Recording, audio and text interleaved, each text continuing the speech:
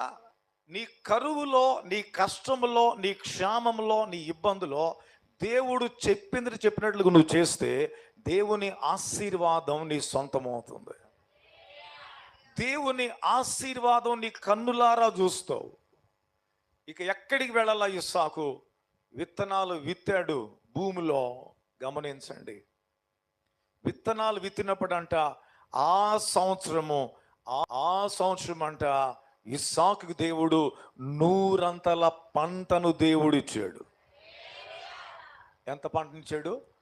100 పంటనిచ్చాడంట. అంతేకాదు బిడ్డలారా, క్రమక్రమముగా ఇస్సాకును దేవుడు అభివృద్ధి చేయటం ప్రారంభించాడు. క్రమక్రమముగా దేవుడు అభివృద్ధి చేయడం ప్రారంభించాడు బిడ్డలారా. అంతేకాదు, ఆ దేశములోనే గొప్ప ధనవంతుడిగా చేశాడు ఇస్సాకును.